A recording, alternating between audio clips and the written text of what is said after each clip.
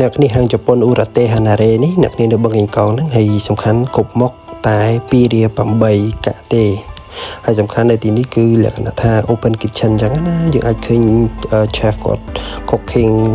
ផ្ទាល់ភ្នែកតែម្ដងហើយបើខាងក្នុងវិញយើងលក្ខណៈថាបែបជប៉ុនអញ្ចឹងទៅតុកមាន partition មានអីអញ្ចឹងទៅហើយដូចបានវីដេអូអញ្ចឹងគឺថ្ងៃនេះខ្ញុំបានសាក់បានច្រើនមុខមែនតើ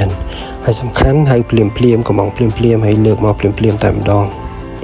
តោះទៅមើលមនុស្សយ៉ា2 8នឹងមានអីខ្លះអ្នកគ្នាអញ្ចឹងអ្នកគ្នាអាច pause វីដេអូក៏បានដែរគឺនៅនេះគឺមានលក្ខណៈសាច់អាំង ramen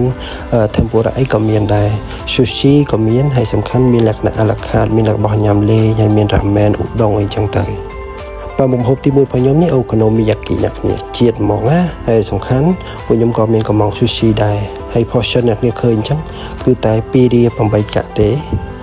ហើយពួកខ្ញុំញ៉ាំលក្ខណៈសាច់អាំងដែរ yakitori ដែរមានសាច់មាន់មានអីចឹងទៅហើយមាន chicken lollipop